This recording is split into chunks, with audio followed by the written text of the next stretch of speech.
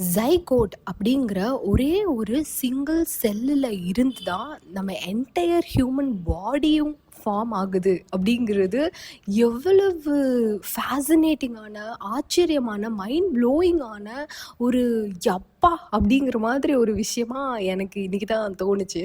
Actually ஒரு book வந்து நம்மளை வந்து அதில் உள்ள விஷயத்த மட்டுமே நமக்கு சொல்லித்தராமல் அதையும் தாண்டி நிறைய விஷயங்கள் நம்மளை தெரிஞ்சுக்க வச்சுது, இல்லை தெரிஞ்சுக்க தூண்டுச்சு அப்படின்ற பட்சத்தில் எனக்கு அந்த புக்கு ரொம்ப பிடிச்சி போகும். அது மாதிரி இப்போ நான் ஒரு புக்கு படிச்சிட்ருக்கேன். ஆக்சுவலி 2 புக்கு நான் படிச்சிட்ருக்க 2 புக்குமே வந்து என்னை வேறு வேறு வகையான விஷயங்களில் நிறைய ரேபிட் ஹோல்ஸ்குள்ளே என்னை போக வச்சிட்ருக்கு அப்படிங்கிற மாதிரி அந்த புக்கில் இருக்கிற ஒரு வார்த்தை, இல்லை அந்த புக்கில் இருக்கிற ஒரு எழுத்து கூட வந்து இது என்ன, இது எதனால, இது எப்படி அப்படின்னு ஒரு விஷயத்தை தெரிஞ்சுக்க இன்னொன்று என்ன, அதுலேருந்து இன்னொன்று என்ன அப்படிங்கிற மாதிரி தெரிஞ்சுட்டு இருக்க மாதிரியான ரீட்ஸ் தான் இப்போ நான் படிச்சுட்டு இருக்க 2மே.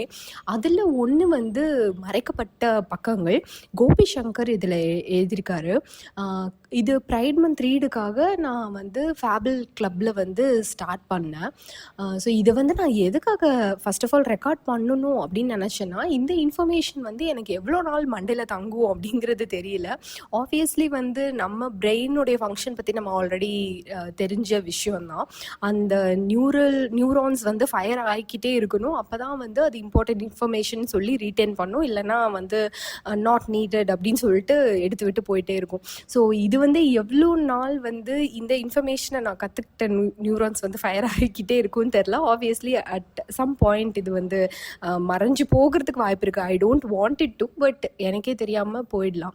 ஸோ என்ன விஷயம் அப்படின்னா, நான் என்ன தெரிஞ்சுக்கிட்டேன் அந்த புக்கில் வந்து ஆக்சுவலி வந்து pride month ரீடுங்கிறதுனால male and female இது இல்லாமல் இருக்கிற நிறைய ஜெண்டர் ஐடென்டிட்டிஸை பற்றி ஃபுல்லாக நீட்டாக ஒரு எல்ஜிபிடி QIA+ அப்படிங்கிற அந்த ஒரு அம்பர்லா டேர்முக்கு கீழே உள்ள எல்லா விஷயத்தையும் வந்து அதில் எக்ஸ்பிளைன் பண்ணியிருக்கிறாங்க வித் ஹிஸ்டாரிக்கல் ரெஃபரன்சஸ் அப்படிங்கிற மாதிரி தான் பிளர்ப் இருந்தது. கிளப்லேயும் வந்து அது இந்த மந்த்துக்கு சூஸ் பண்ணதுனால நான் அதை வந்து ரீட் பண்ணிகிட்ருக்கேன். ஒரு 4th சாப்டர் நான் படிச்சிட்ருக்கேன். ஸோ அதில் வந்து என்ன சொல்லியிருக்காங்க அப்படின்னா, ஒவ்வொரு டேர்மாக வந்து இன்க்ளூட் பண்ணிகிட்டே வரப்போ அதில் ஒரு இடத்துல சொல்லியிருந்தாங்க, every human being will have 46 chromosomes, 23 from father, 23 from mother. இது வந்து ரொம்ப பேசிக், நம்ம ஸ்கூலில் எல்லாருமே படித்த இன்ஃபர்மேஷன் தான். ஆனால் சம்டைம்ஸ் வந்து 45X இல்லைன்னா 47XXY அது மாதிரியான காம்பினேஷன்ஸ் வரப்போ இந்த மாதிரியான பர்சன் வந்து பிறக்கிறதுக்கான சான்சஸ் இருக்குது அப்படிங்கிற மாதிரி போட்டிருந்தாங்க. So I just wanted to dig deeper. அது என்ன 46XXY சம் காம்பினேஷன்ஸ், அவ்வளோதான். ஒரு குரோமோசோம் கம்மியாக இருக்கிறது, ஒரு குரோமோசோம் அதிகமாக இருக்கிறது. ஸோ ஸ்கூலில் நம்ம எல்லாம் படித்த கான்செப்ட் தான். ஆனால் அதுதான் நம்ம என்டையர் ரீப்ரொடக்டிவ் சிஸ்டம் வந்து ஃபுல்லாக வந்து தெரிஞ்சுக்காமலே சும்மா படிக்கணும், அதை வந்து ப்ரொடியூஸ் பண்ணணும். அண்ட் ஆல்சோ நமக்கு சொல்லி கொடுத்த டீச்சர்ஸுமே வந்து அவ்வளோ ஓப்பன் அப் ஆகலை. ஃபர்ஸ்ட் ஆஃப் ஆல் என்னதான் செக்ஸ் எஜுகேஷனுங்கிறது இம்பார்ட்டண்ட் அது இதுன்னு இந்த காலத்தில் வந்திருந்தாலும் நான் எஸ்பெஷலி படித்தப்போ வந்து இது அந்தளவுக்கு வந்து அவேர்னஸும் கிடையாது.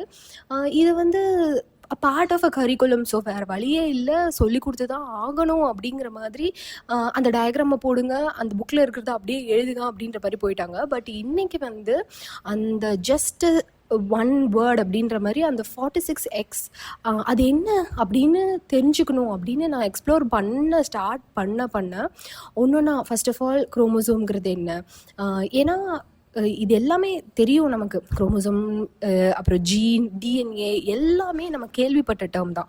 பட் என்ன தான் நடக்குது ஒரு ஹியூமன் பாடியில், எப்படி தான் இந்த விஷயங்கள்லாம் ஒரு ஜென்ரேஷன்லேருந்து இன்னொரு ஜென்ரேஷனுக்கு ட்ரான்ஸ்ஃபர் ஆகுது, அப்பாவோட ஜீன் அதனால தான் அப்படியே இருக்காங்க அப்படின்ற மாதிரிலாம் சொல்கிறாங்களே, இது என்ன தான் விஷயம், இது என்ன தான் நடக்குது அப்படின்னு தெரிஞ்சுக்கணும் அப்படிங்கிறதுக்காக ஓகே லெட்ஸ் டிகின் அப்படிங்கிற மாதிரி இது வந்து பிளான்லாம் பண்ணலை. பட் இந்த ஒரு வார்த்தையை அதோடைய மீனிங்கை புரிஞ்சுக்கணுன்றதுக்காக தேட போனப்போ ஒன்றா தெரிஞ்சுக்கிட்ட இன்ஃபர்மேஷன் தான் இங்கே வந்து நான் வந்து எப்படி சொல்கிறது, நான் பேக் ஆர்டரில் தெரிஞ்சுக்கிட்டேன்.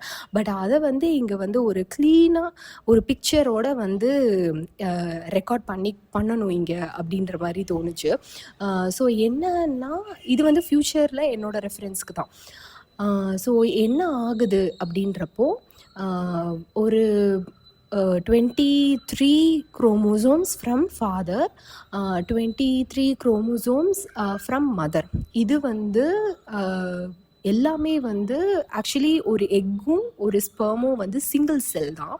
ஸோ இது வந்து ஃபியூஸ் ஆகிறப்போ ஜைகோட் ஃபார்ம் ஆகுது, which happens after fertilization. நான் இன்னும் நிறைய விஷயங்கள் ஆக்சுவலி தெரிஞ்சுக்கிட்டேன். ஓவலேஷன் எப்படி நடக்குது, அப்புறம் ஊஜெனசிஸ், ஸ்பெர்மட்டோஜெனசிஸ், இந்த மாதிரி நிறைய விஷயங்கள். இது எல்லாமே அகெயின் ஸ்கூலில் படித்த விஷயங்கள் தான். எனக்கு மேபி 10th தான் நினைக்கிறேன், 10th or 12th, ஏன்னா ஜுவாலஜி 10th இருந்த மாதிரி தான் ஞாபகம். ஸோ 10th படித்த மாதிரி எனக்கு ஞாபகம். I don't remember correctly. But இந்த எல்லா வேர்ட்ஸுமே நான் வந்து கேள்விப்பட்டிருக்கேன் அப்படிங்கிறது உண்மை. ஸோ என்ன விஷயம் அப்படின்னா அதே தான், அதாவது அப்பா கிட்டேருந்து வர sperm which is a single cell. So first of all நம்மளுடைய செல் ஸ்ட்ரக்சர், அதாவது என்னென்னா நிறைய, அதாவது நம்மளோட body is completely made up of cells. அதை தான் வந்து சொமேட்டிக் செல்ஸ் அப்படின்னு சொல்கிறாங்க. ஸோ இந்த செல்ஸ் எல்லாமே வந்து குட்டி குட்டி குட்டி குட்டி குட்டி குட்டி குட்டி விஷயம், மைக்ரோஸ்கோப்பில் பார்க்க வேண்டிய விஷயம். ஸோ இந்த செல்லில் ஆக்சுவலி இதை பற்றி எக்ஸ்ப்ளோர் பண்ண போய் செல் ஸ்ட்ரக்சர்லாம் வேறு, இது எல்லாமே நம்ம ஏற்கனவே படிச்சிருப்போம். மைட்டோகாண்ட்ரியா, ரிபோசோம், mRNA, tRNA, இது எல்லாமே நம்ம ஸ்கூலில் படிச்சிட்டோம் தான். இதுவும் வந்து அகெயின் ஞாபகமே இல்லை எனக்கு. இல்லை அப்போது நான் மக் பண்ணி வாமிட் பண்ணியிருக்கேன் அப்படிங்கிறது தான் உண்மை. ஸோ அதை பற்றிலாம் கூட தெரிஞ்சுக்கிட்டேன். ஸோ ஒரு செல் இருக்குது, நம்ம body is completely made up of cells. So அந்த செல்லில் என்ன இருக்குது அப்படின்னா ஒரு நியூக்ளியஸ் இருக்குது. அந்த நியூக்ளியஸ்குள்ளே நியூக்ளியோலஸ் இருக்குது. ஸோ அந்த நியூக்ளியஸ்க்கு வெளியில் அந்த செல்லில் என்னென்ன இருக்குது அப்படின்னா மைட்டோகாண்ட்ரியா, அப்புறம் வந்து மற்ற சில விஷயங்கள் லைக் ஒன்று வந்து ரஃப் எண்டோபிளாஸ்மிக் ரெட்டிகுலம்னு சொல்கிறாங்க, அப்புறம் சாஃப்ட் எண்டோபிளாஸ்மிக் ரெட்டிகுலம் அப்படின்னு சொல்கிறாங்க. இந்த மாதிரி இன்னும் நிறைய விஷயங்கள் அந்த ஒரு செல்லுக்குள்ளேயே அங்கேயே அப்படியே சைட்டோபிளாசம் அப்படிங்கிற ஒரு லிக்விட் மாதிரியான ஒரு விஷயத்தில் வந்து மிதந்துக்கிட்டே இருக்குது. ஸோ விஷயம் என்னன்னா அந்த செல்லே ரொம்ப ரொம்ப குட்டி, மைக்ரோஸ்கோப் தான் பார்க்க முடியும்னு நினைக்கிறேன். ஸோ அவர் entire body is made up of cells like that. அதில் ஒரு பர்டிகுலர் செல்லை மட்டும் நம்ம இப்போது எடுத்துக்கிட்டோம் அப்படின்னா அந்த ஒரு செல்லுக்குள்ளே ஒரு நியூக்ளியஸ் இருக்குது. அந்த நியூக்ளியஸ்குள்ளே வி ஹாவ் என்னது குரோமோசோம்ஸ்.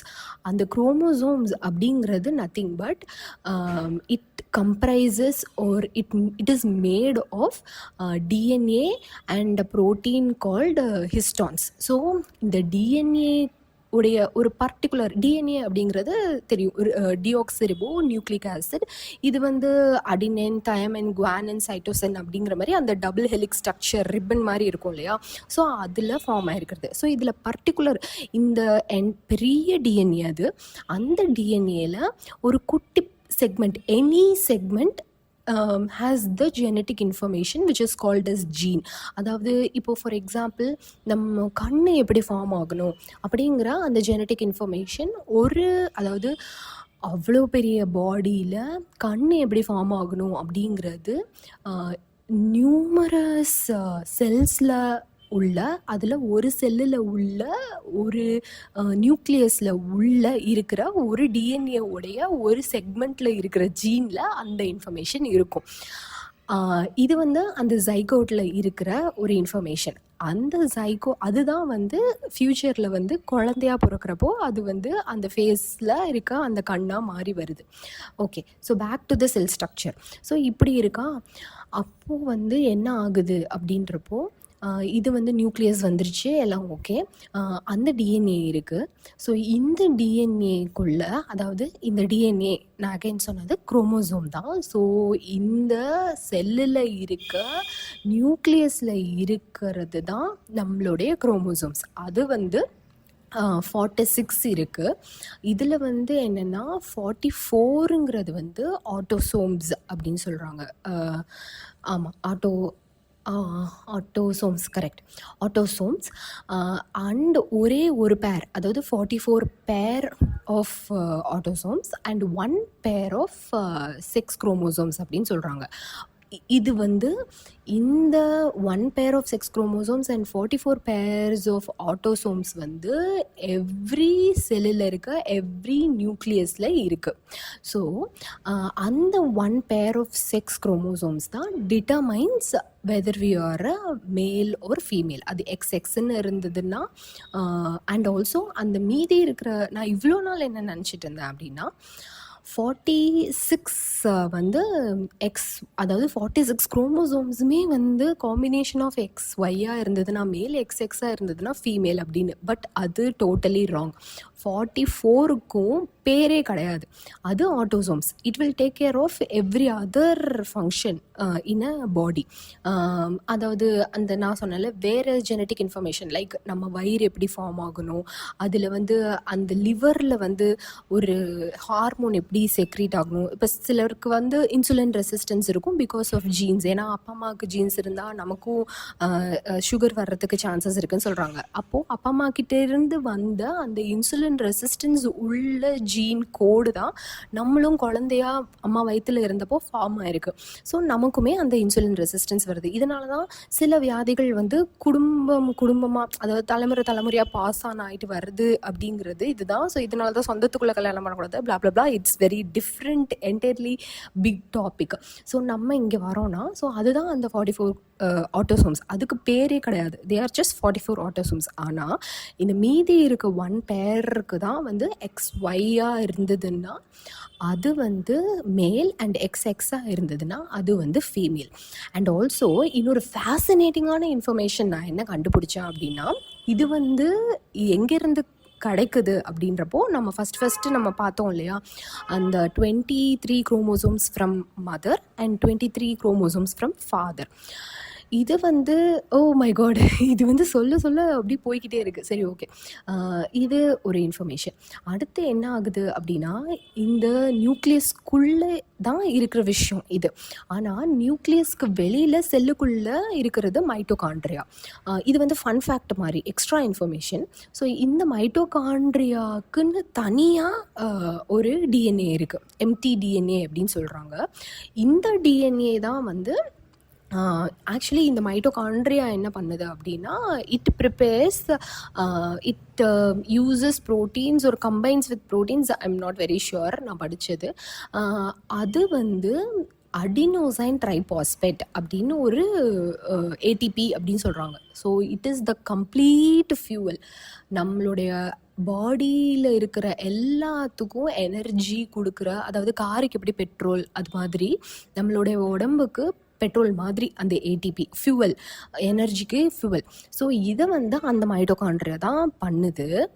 அண்ட் இன்னொரு, அதான் நான் சொன்ன மாதிரி ஒரு ஆச்சரியமான விஷயம் என்னென்னா, நம்மளோட பாடியில் இருக்க எல்லா செல்லுலேயுமே டிஎன்ஏல இருக்கிற, அதாவது குரோமோசோம்ஸ் என்னென்னா அப்பா கிட்டேருந்து பாதி, அம்மா கிட்டேருந்து பாதி வந்தது.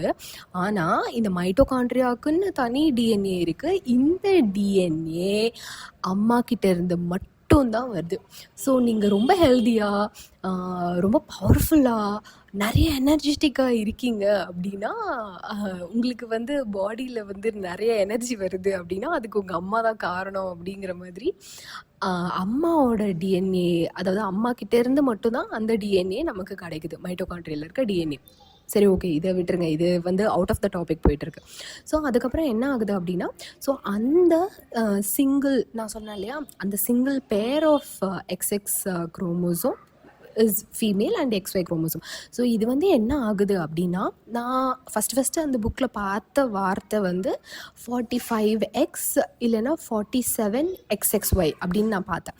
ஸோ இங்கே வந்து நம்ம எங்கேருந்து வரோம் அப்படின்னப்போ, again it goes to the process of spermatogenesis, oogenesis. So இப்போ இது என்ன ஆகுது அப்படின்னா, இப்போது ஒரு கம்ப்ளீட் ஹியூமன் பாடி ஃபார்ம் ஆயிடுச்சுன்னு வச்சுக்கோங்க. ஒரு குழந்த.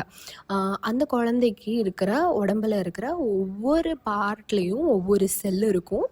அந்த ஒவ்வொரு செல்லுலேயும் வந்து 46 பேர்ஸ் ஆஃப் குரோமோசோம்ஸ் இருக்கு. இது என்ன ஆகுது அப்படின்னா, அந்த அந்த குழந்தை வந்து ஒரு பொண்ணா இருந்ததுன்னா, அதோடைய ஊஜெனசிஸ் அப்படிங்கிற ப்ராசஸ், அதாவது என்னன்னா, அந்த பொண்ணுடைய எக்கு வந்து அவள் பிறக்கிறதுக்கு முன்னாடியே ஃபார்ம் ஆகிடுது. அங்கேயே ஸ்டார்ட் ஆகிடுது அந்த என்ன சொல்கிறது, அந்த செக்ஸ் வந்து டிட்டர்மைன் பண்ணுற ப்ராசஸ் வந்து அங்கேயே ஸ்டார்ட் ஆகிடுது. ஸோ ஊஜெனசிஸ் ஃபார்ம் ஆகுது. Oogenesis is nothing but preparation of ஒரு எக். அந்த எக்கு ஃபார்ம் ஆக ஸ்டார்ட் ஆகிடுது, எல்லாம் ஆகிடுது. ஓகே, இப்போது வந்து மேலுக்கு வந்து அவங்க மெச்சூர் ஆகுறதுக்கப்புறமா அரவுண்டு 14-12 இயர்ஸ் அந்த மாதிரி இருக்கிறப்போ அவங்களுடைய பாடியில் வந்து இந்த ஸ்பெர்மட்டோஜெனசிஸ் ஸ்டார்ட் ஆகுது. Spermatogenesis is nothing but production of sperms. அதே மாதிரி oogenesis is nothing but production of egg. So இதில் வந்து என்ன சொல்ல வராங்க அப்படின்னா, இந்த ஸ்பெர்ம் அப்படிங்கிறது சிங்கிள் செல், ஒரே ஒரு செல் தான். நம்ம பாடியில் ஆயிரக்கணக்கான செல் இருக்குது. ஸோ இதில் இந்த ஒரே ஒரு ஸ்பெர்மில் ஒரே ஒரு செல்லு தான் இருக்கும். அதே மாதிரி ஒரே ஒரு எக்கில் it's also single cell. So இந்த சிங்கிள் செல் மட்டும்தான், அதாவது நம்ம என்டையர் பாடியுமே வந்து டைப்ளாய்டு செல்ஸ்ன்னு சொல்கிறாங்க. அதாவது வந்து என்ன சொல்கிறது, 2 pairs, like 23 pairs of chromosomes from அப்பா, 23 பேர்ஸ் ஆஃப் குரோமோசோம்ஸ் ஃப்ரம் அம்மா, அந்த மாதிரி இருக்கும். ஆனால் இந்த ஊஜெனசிஸ் ஸ்பெர்மட்டோஜெனசிஸ் மூலமாக உருவாகிற அந்த சிங்கிள் செல் பாடிஸான எக்குலையும் ஸ்பெர்ம்லையும் தே ஆர் ஹாப்ளாய்டு செல்ஸ். அதாவது ஒரே ஒரு செட் ஆஃப் குரோமோசோம்ஸ் தான் இருக்கும், விச் இஸ் 23.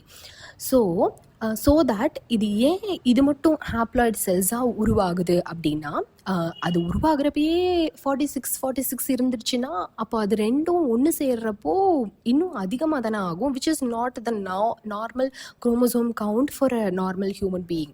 ஸோ இது எப்படி அந்த எக்கு மட்டுமே வந்து 23 வச்சுக்குது, இந்த ஸ்பெர்ம் மட்டுமே 23 வச்சுக்குது. And when the fertilization happens, இந்த 23 + 23 46 மாறுது.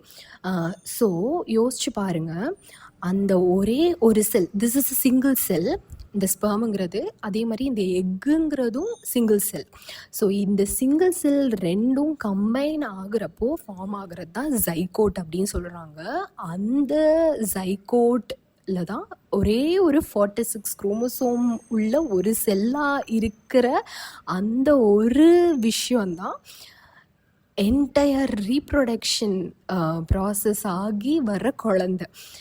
இது வந்து அதுதான் நம்ம எல்லாருமே. அப்படிங்கிறப்போ ஒரே ஒரு செல்லாக இருந்து ஒரு சிங்கிள் செல்லாக இருந்த ஒரு ஸ்பெர்மும் ஒரு சிங்கிள் செல்லாக இருந்த ஒரு எக்கும் ஃபியூஸ் ஆனதில் ஒரு சின்ன துளி, லைக் இது எப்படி இருக்குது அப்படின்னா, அதான் ஆட்டம்ஸ் வந்து எப்படி வந்து ஒரு பெரிய பிரளயத்தையே உருவாக்கும் அப்படிங்கிறது, அந்த ஆட்டம் வந்து எவ்வளோ சின்ன விஷயம், அது வந்து எவ்வளோ பெரிய பிரளயத்தையே உருவாக்குன்ற மாதிரி ஒரு செல்லுங்கிறது எவ்வளோ சின்ன ஒரு விஷயம். மைக்ரோஸ்கோப்பில் பார்க்குறோம் அது வந்து இவ்வளோ பெரிய, அது வந்து எப்படி இருக்குன்னா அந்த செல் அதுக்கப்புறம் நிறைய படித்தேன், மைட்டோசிஸ், மியோசிஸ்.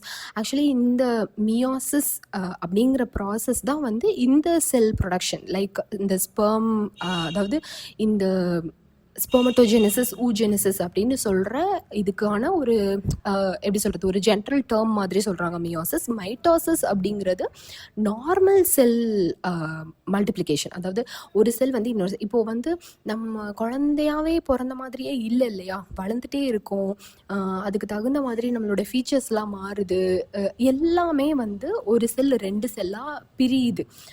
அது வந்து மைட்டோசிஸ் அப்படின்னு சொல்கிறாங்க. So mitosis is a process which keeps on happening every என்ன சொல்கிறது, ஒவ்வொரு நாளும் ஒவ்வொரு நேரமும் நம்ம உடம்புல நடந்துக்கிட்டே இருக்க ஒரு விஷயம் இந்த மைட்டோசிஸ் அப்படிங்கிறது.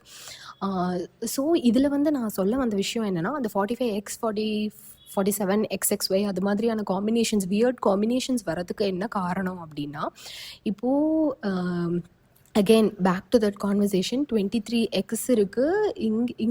இங்கே வந்து 23 அம்மா கிட்டேருந்து வருது, 23 அப்பா கிட்டேருந்து வருது. அப்படிங்கிறப்போ அந்த ஒய் குரோமோசோம் அப்படிங்கிற அந்த விஷயம் தான் இங்கே வந்து மெயினாக, அதாவது அந்த அப்பா கிட்டேருந்து வர்றது எல்லாமே, அதாவது இப்போ ஸ்பெர்முங்கிறது ஒரே ஒரு செல்லுன்னு நம்ம பார்த்தோமா, அந்த ஒரே ஒரு செல்லில் 23 குரோமோசோம்ஸ் இருக்குன்னு பார்த்தோமா, அந்த 23ல் நமக்கு வந்து மித்த பேர்லாம் ஆட்டோசோம்ஸு. ஆனால் அதில் ஒன்று மட்டும் வந்து ஒய் குரோமோசோமாவோ இல்லை எக்ஸ் குரோமோசோமாவோ இருக்கும் ஒரு ஸ்பெர்மில். ஸோ இது வந்து அம்மாக்கிட்ட இருக்கிறது எல்லாமே எக்ஸ் குரோமோசோம்ஸ். ஸோ இது வந்து அங்கே போகிறப்போ என்ன ஆகும் அப்படின்னா 22 ஆட்டோசோம்ஸ் அது வந்து 44 ஆட்டோசோம்ஸாக மாறிடும். அப்பா கிட்ட இருந்து ஒய் வந்ததுன்னா எக்ஸும் ஒய்யும் சேர்ந்து அது வந்து மேலாக மாறிடும். அப்பா கிட்ட இருந்து எக்ஸ் வருது அப்படின்னா அது வந்து எக்ஸாக போய் அந்த செக்ஸ் ஹார்மோன் அது பொண்ணாக போயிடும். ஸோ இதில் என்ன ஆகுது அப்படின்னா ஐதர் இந்த ஊஜெனிசிஸ்லேயோ இல்லை இந்த ஸ்பெர்மட்டோஜெனிசிஸ்லேயோ the processes where egg and sperms are produced, அதில் ஏதாவது ஒரு குளறுபடி நடக்கிறப்போ ஒரு ஸ்பெர்மில் வந்து அதிகமான செக்ஸ் ஹார்மோன் இருக்கிற மாதிரி, ஐ மீன் லைக் செக்ஸ் குரோமோசோம் இருக்கிற மாதிரி அது ஃபார்ம் ஆயிடுது. இல்லை ஒரு எக்கில் வந்து ஏதாவது ஒரு குரோமோசோம் கம்மியாகவோ இல்லை அதிகமாகவோ இருக்கிற மாதிரி ஆயிடுறப்போ இந்த வகையான அது அந்த ரெண்டும் ஃபர்டிலைஸ் ஆகி ஒரு குழந்தையா ஆகிறப்போ இந்த மாதிரியான டிஃபிகல்ட்டிஸ்லாம் வர்றதுக்கு சான்சஸ் இருக்குது அப்படிங்கிற மாதிரி சொல்லியிருந்தாங்க. ஸோ இதில் வந்து நிறைய விஷயம் இதில் வந்து நான் தெரிஞ்சுக்கிட்டேன். அதாவது எப்படி வந்து இப்போது அதில் எல்லாமே நிறைய விஷயங்கள், அதாவது ஒரு ஸ்பெர்ம்ங்கிறது வந்து எவ்வளோ நாளைக்கு வந்து நமக்கு வந்து இருக்கும், அப்புறம் அது வந்து ரீயூஸ் எப்படி பண்ணிக்கிறாங்க, ஏன் வந்து விமனோட எக்கு வந்து ரீயூஸ் ஆகாமல் என்டையர் மென்ஸ்ட்ரேஷன் சைக்கிளாக அது வருது, வெரஸ் மேல் வந்து அதே ஸ்பெர்மை வந்து ரீசைக்கிள் மாதிரி பண்ணிக்க முடியுது. அவங்களோட பாடி ஏன் அப்படி டிசைன் ஆகிருக்கு, இது ஏன் இப்படி டிசைன் ஆகிருக்கு. அண்ட் குரோமோசோம் அப்படிங்கிற விஷயத்தை தாண்டி நான் சொன்ன மாதிரி செல்லுடைய ஃபங்க்ஷன்ஸ், ப்ரோட்டீன் அப்படிங்கிறது எவ்வளவு இம்பார்ட்டண்ட்டான ஒரு விஷயம். ரிபோசோம்னா என்ன, இந்த எம்ஆர்என்ஏ, டிஆர்என்ஏ, அப்புறம் ஆர்என்ஏ, அதாவது ரிபோசோமல் ஆர்என்ஏ, இந்த மாதிரியான ஆர்என்ஏஸோடைய ஃபங்க்ஷன் என்ன அப்படின்னு. ஸோ அதையும் நான் வந்து சொல்லணும், ஏன்னா இதுவுமே நான் கற்றுக்கிட்ட இன்ஃபர்மேஷன் இல்லையா, ஸோ எனக்கு ஞாபகம் இருக்கும். ஸோ ப்ரோட்டீன் அப்படிங்கிறது வந்து ரொம்ப ரொம்ப ரொம்ப பில்டிங் பிளாக்ஸ் அப்படின்னு சொல்கிறாங்க இல்லையா, அந்த ப்ரோட்டீனை வச்சு தான் எல்லாமே நடக்குது நம்மளோட பாடியில். Some enzymes and hormones are actually proteins.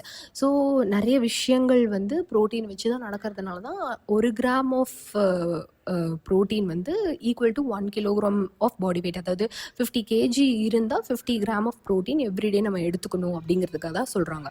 So இதில் விஷயம் என்ன அப்படின்னா, இப்போது வந்து ஒரு இன்சுலின்ங்கிறது வந்து அது செக்ரேட் ஆகிற ஒரு ஹார்மோன். ஸோ அது வந்து எப்படி ஆகும், இப்போ என்ன நடக்குது ஆக்சுவலி செல்லில், அதாவது செல் டிவிஷன், அது வந்து நியூ செல் எப்படி ஜென்ரேட் ஆகுது அப்படின்னா, அது வந்து நம்மளுடைய க்ரோத்துக்காகவும் இல்லை ஏதாவது காயம் பட்டால் அந்த இடத்துல மறுபடியும் ஸ்கின் டெவலப் ஆகி அதுவுமே வந்து ஒரு பார்ட் ஆஃப் மைட்டோசிஸ் தான், which happens in skin cells. அதாவது இது வந்து டிஃப்ரெண்ட் டைப்ஸ் ஆஃப் செல்ஸ் இருக்குது நமக்கு. இப்போது இந்த ஸ்பெர்மையும் எக்கையும் வந்து கேமெட்ஸ் அப்படின்னு சொல்கிறாங்க, because they are the reproductive cells இல்லையா. ஸோ அப்படி சொல்கிறாங்க. அது மாதிரி மித்த இருக்கிற செல்ஸ்லாம் வந்து ஸ்கின் செல்ஸ் இருக்குது, ஹேர் செல்ஸ் இருக்குது, அப்புறம் வந்து ஸ்டொமக்குன்னு தனியாக செல்ஸ், லிவருக்குன்னு தனியாக செல்ஸ், அந்த மாதிரி. ஸோ அந்தந்த செல்ஸ் தான் அந்த மைட்டோசிஸில் வந்து அதுவே ரெப்ளிகேட் ஆகும். அதாவது இப்போ மைட்டோசிஸ், இப்போ நம்ம ஸ்கின்ல வந்து ஒரு செல் டிவிஷன் நடக்குது, மைட்டோசிஸ் நடக்குது அப்படின்னா ஸ்கின் செல்ஸ் தான் திரும்பி உருவாகும், அதுதான் ரெப்ளிகேட் ஆகிட்டு இருக்கும். ஸோ இது வேற, அது தனியாக படித்தேன், அது ஓகே. பட் இங்கே வந்து என்ன நடக்குது அப்படின்னா, ஒரு செல்லுக்குள்ளே என்ன ஃபங்க்ஷன் நடக்குது அப்படின்னா, ஃபஸ்ட்டு வந்து நம்ம நியூக்ளியஸ் பார்த்தோம் இல்லையா? செல்லுக்குள்ளே நியூக்ளியஸ் இருக்கும். அந்த நியூக்ளியஸ்க்குள்ளே நியூக்ளியோலஸ் இருக்கும். அந்த நியூக்ளியோலஸில் தான் ரிபோசோம் அப்படிங்கிற விஷயம் என்ன சொல்லுது, ப்ரொடக்ஷன் நடக்குது. அங்கே தான் ரிபோசோம் ப்ரொடக்ஷன் நடக்குது. அது வந்து அந்த ப்ரொடக்ஷன்லேயே அது வந்து கொஞ்சம் கூட அதில் ரிபோசோம் ஆர்என்ஏவும் இருக்குது அதில். இது வந்து என்ன ஆகுது அப்படின்னா, வெளியே வருது, அந்த நியூக்ளியோலஸை விட்டு வெளியே வருது, அந்த நியூக்ளியஸையும் விட்டு வெளியில் வருது. இந்த செல்லில் சைட்டோபிளாசமில் சுற்றிக்கிட்டு இருக்கிற அதாவது நியூக்ளியஸ்க்கு பக்கத்துலேயே இருக்கிறது தான் அந்த எண்டோபிளாஸ்மிக் ரெட்டிகுலம் அப்படின்னு நினைக்கிறேன். ரஃப் எண்டோபிளாஸ்மிக் ரெட்டிகுலம் அப்படிங்கிற மாதிரி சொல்கிறாங்க. ஸோ அதில் வந்து இந்த ரிபோசோம்ஸ் போய் ஒட்டிக்குது. இல்லை சில ரிபோசோம்ஸ் வந்து அப்படியே சைட்டோபிளாசம்லேயே கூட சுற்றிக்கிட்டு இருக்க ரிபோசோம்ஸும் இருக்குது. ஸோ இது என்ன பண்ணுது அப்படின்னா, இந்த ribosomes தான் they actually convert the amino acids into proteins which are needed for our body's everyday's normal function. So இது எப்படி இந்த விஷயம் நடக்குது அப்படின்னா, இந்த ப்ரோட்டீன் எப்படி ஃபார்ம் பண்ணணும்? இப்போது வந்து இன்சுலின் ஹார்மோன் செக்ரேட் பண்ணணும். அப்போ அதுக்குன்னு ஒரு ஸ்ட்ரக்சர் இருக்கும். அதாவது நம்ம படிச்சிருப்போம் ஸ்கூல்லையே. அதாவது ஏஏடிடி அது மாதிரி அந்த அடினின், குவாமின், தைமின், சைட்டோசின் அதோடைய சீக்வன்சிங் வந்து மாறி அது ஒரு ப்ரோட்டீன்.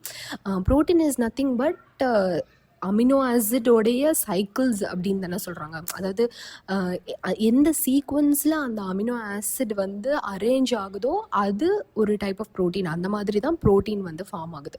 ஸோ இதில் வந்து என்ன ஆகுது அப்படின்னா, நம்ம டிஎன்ஏல அந்த இன்ஃபர்மேஷன், அதாவது அந்த செல்லுக்குள்ளே இருக்கிற நியூக்ளியஸில் இருக்கிற டிஎன்ஏல தான் அந்த இன்ஃபர்மேஷன் இருக்குது.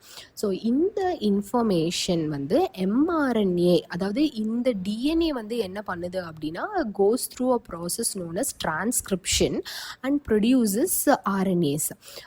So mRNA, tRNA, ribosome RNA அப்படின்னு சொல்லி.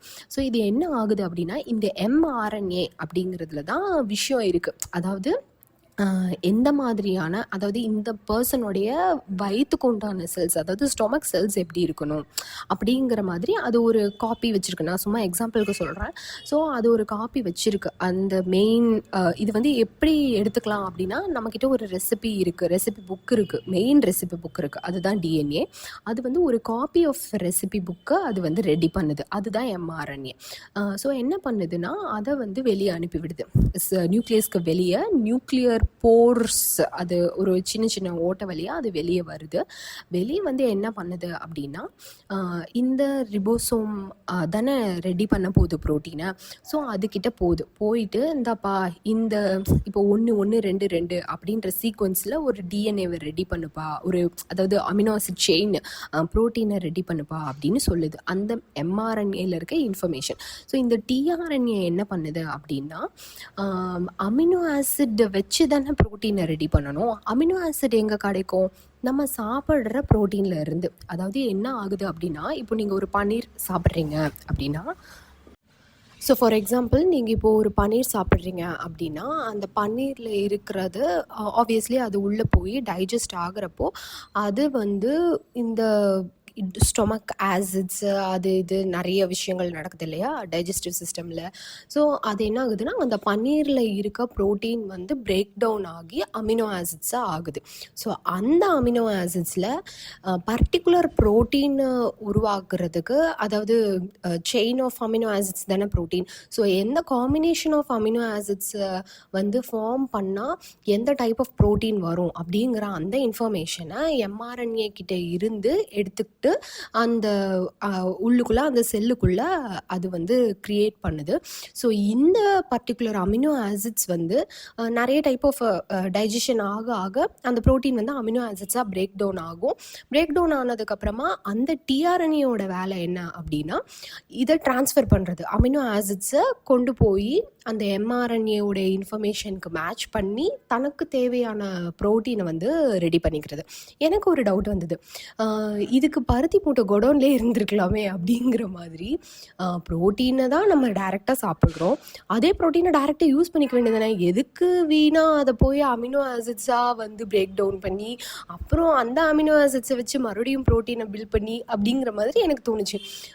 ஆனால் விஷயம் என்னன்னு பார்த்தீங்கன்னா, நம்ம சாப்பிட்ற ப்ரோட்டீன், சாப்பாட்டில் இருக்கிற protein is not exactly the same protein required by human body அப்படின்னு சொல்கிறாங்க. அதாவது என்னென்னா, again sequence of amino acids தான் ப்ரோட்டீன்ஸ் அப்படிங்கிறப்போ அதோடைய சீக்வன்ஸை பொறுத்து தான் அது எந்த வகையான ப்ரோட்டீன். ஆக்சுவலாக ப்ரோட்டீன்லேயே வந்து 2 டைப்ஸ் ஆஃப் ப்ரோட்டீன் வந்து இருந்தது அப்படின்னு நான் பார்த்தேன்.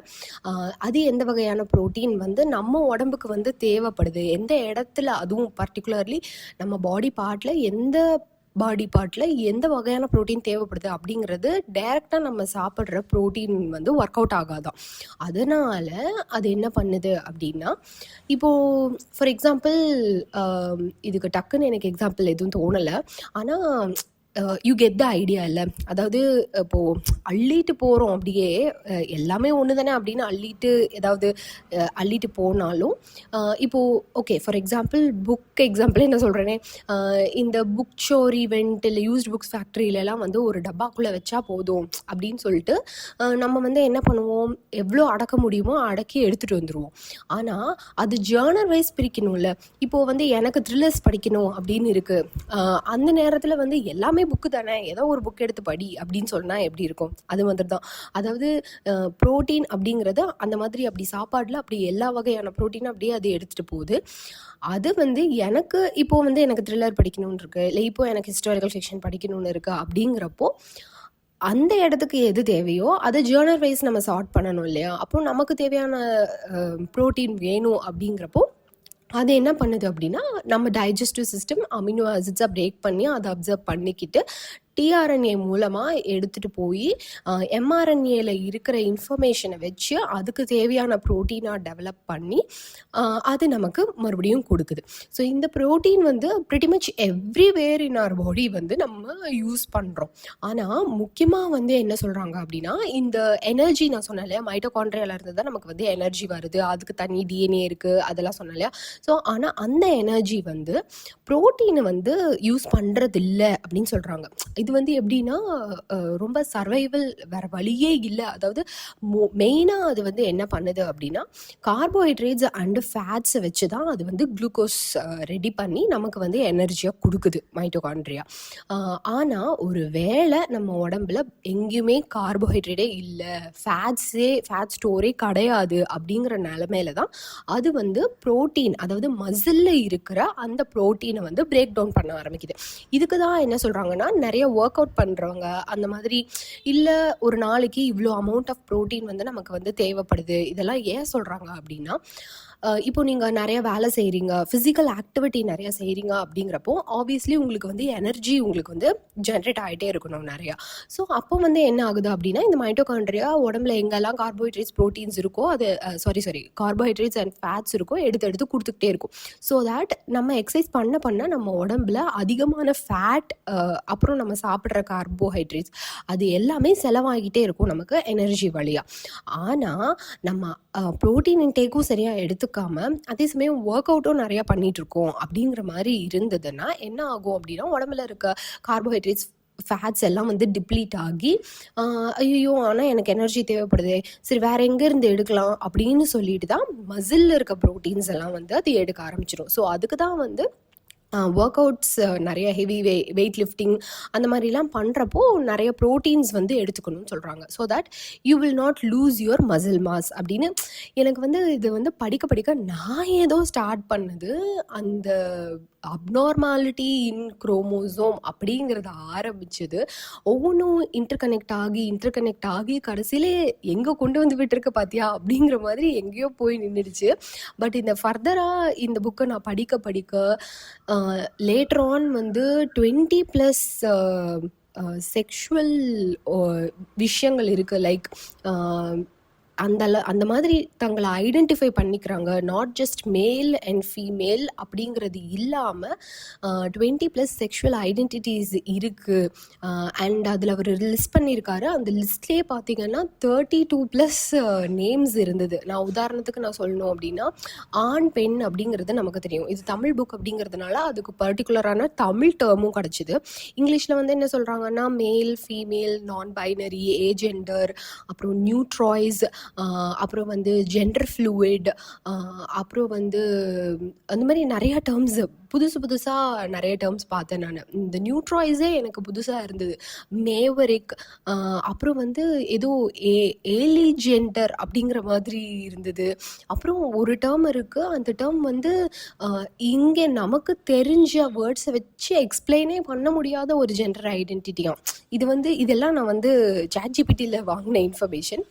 இந்த புக்கில் நான் இப்போ தான் படிச்சுக்கிட்டு இருக்கேன். இப்போ தான் வந்து அவர் வந்து ஒவ்வொரு ஜெண்டராக அவர் வந்து பேர் கொடுத்து எக்ஸ்பிளைன் பண்ணிட்டு இருக்காரு. பேன் ஜெண்டர் அப்படின்னா எல்லா ஜெண்டர்ஸும் ஓகே அப்படின்னு எடுத்துக்கிறவங்க.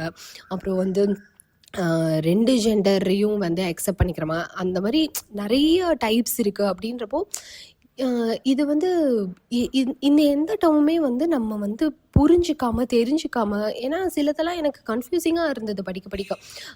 எப்படி இதுவும் ஒரே மாதிரி தானே இருக்க மாதிரி இருக்குது அப்படிங்கிற மாதிரி எனக்கு தோணுச்சு. அதே மாதிரி நிறைய இடத்துல வந்து இது என்ன இப்படி இருக்குது, அதாவது இது எப்படி புரிஞ்சுக்கிறாங்க, இது எப்படி ப்ராசஸ் பண்ணிக்கிறாங்க, எதனால் இவங்களுக்கு இந்த மாதிரி தோணுது, அந்த மாதிரி நிறைய கொஷின்ஸ் வந்தது. பட் அகெயின் நான் இன்னும் புக்கை ஃபுல்லாக முடிக்கலை. Coming back to where I started, ஒரு புக்கு வந்து நம்மளை இவ்வளோ தூரம் யோசிக்க வைக்குது அப்படிங்கிறப்போ, you learn a lot of stuff from the book apart from what you're intended. இல்லைன்னா எதை பற்றி தெரிஞ்சுக்கணுங்கிறதுக்காக அந்த புக்கை நம்ம ஸ்டார்ட் பண்ணோம் அப்படிங்கிறதையும் தாண்டி அந்த புக்கு உங்களை பல விஷயங்களை தெரிஞ்சுக்க தூண்டுது. அப்படிங்கிறப்போ சச் அ ஃபேசினேட்டிங் ரீட் அப்படிம்பாங்களா, அது மாதிரி இதே மாதிரி தான். இது வந்து ஃபுல்லாக gender identity, human body, chromosome, அது இதுன்னு நிறைய விஷயங்களை தெரிஞ்சுக்க இந்த புக் எனக்கு ஹெல்ப் பண்ணுச்சு. அப்படின்னா நான் படிச்சுட்டு இருக்க இன்னொரு புக்கு ப்ராஜெக்ட் ஹேல் மேரி. அதில் வந்து ஃபுல்லாக ஸ்பேஸ் ரிலேட்டட் திங்ஸ், ஃபுல்லாக ஒரு மாதிரி கீக்கியாக, ஃபிசிக்ஸ் ரிலேட்டடாக. எனக்கு ஃபிசிக்ஸு சுத்தமாக பிடிக்காது. ஸ்கூலில் படிக்கிறப்பயே ஐயோன்னு தான் நான் படித்தேன். பட்டு இந்த புக்கு வந்து ரொம்ப ஈஸியாக இருக்குது. அண்ட் ஆல்சோ ஸ்கூலில் படித்த டைமில் ஃபிசிக்ஸு அந்தளவுக்கு என்னால் கிராஸ் பண்ணிக்க முடியல. ஒரு மேபி நம்ம ஸ்கூலில் படித்த நிறைய விஷயங்கள் வந்து ரிலேட்டட் டு மார்க்ஸாக இருந்ததுனால நம்ம பல விஷயங்களை வந்து அப்படியே மக்கடிச்சு நம்ம வாந்தி எடுத்துகிட்டு வந்துட்டோம். அப்படிங்கிறது இல்லாமல் இப்போது ஒரு விஷயத்த நிஜமாகவே தெரிஞ்சுக்கணும் அது என்ன அப்படிங்கிறப்போ, இப்போ நிறைய விஷயங்கள் படித்ததுனால இன்னும் கொஞ்சம் கூட புரிஞ்சிக்க முடியுது அப்படிங்கிற மாதிரிலாம் நிறையா யோசிச்சு, ஸோ அதுவுமே ஒரு ரேபிட் ஹோல் மாதிரி. ஓகே, இது என்ன, அது என்ன, மாஸ்னா என்ன, இது எப்படி போகுது, இந்த ராக்கெட் எப்படி பில்ட் பண்ணுறாங்க, சென்ட்ரிஃபியூஜ்னா என்ன, ரேடியேஷன்னா என்ன, இது அதாவது இந்த டேர்ம் எல்லாமே நம்ம கேள்விப்பட்டிருப்போம். எப்போவுமே கண்டெக்ஸ்ட்டை வச்சு நம்ம அண்டர்ஸ்டாண்ட் பண்ணிட்டு இருந்திருப்போம். பட் எக்ஸாக்டாக இந்த டேர்மில் என்ன தான் மீன் பண்ணுறாங்க அப்படிங்கிறத தெரிஞ்சுக்கணும்.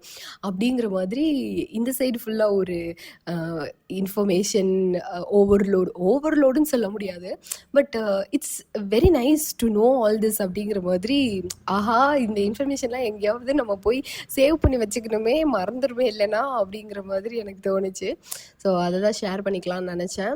இந்த 2 புக்கும் நீங்கள் படிச்சிருந்தீங்க, இல்லை படிச்சிட்ருக்கீங்க, இல்லை படிக்கணும்னு நினச்சி டிபிஆரில் வச்சுருக்கீங்க, எதுவாக இருந்தாலும் சொல்லுங்கள். அண்ட் இது வந்து கண்டென்ட்லாம் ரெடி பண்ணிட்டு ப்ரிப்பேர் பண்ணிட்டுலாம் பேசலை. அகெயின் இது வந்து எனக்கு அந்த நியூரல் பாத்வே வந்து அது வந்து டிஸ்கார்ட் ஆகிறதுக்கு முன்னாடியே எங்கேயாவது ஒரு இடத்துல வந்து சேவ் பண்ணி வைக்கணும். அப்போ தான் எனக்குமே இது ஞாபகம் இருக்கும். மறந்துட்டா கூட அகெயின் இதை நான் கேட்டுக்க முடியும். அப்படிங்கிறதுனால தான் இங்கே ரெக்கார்ட் பண்ணேன். தொடர்ந்து வாசிப்போம். நன்றி.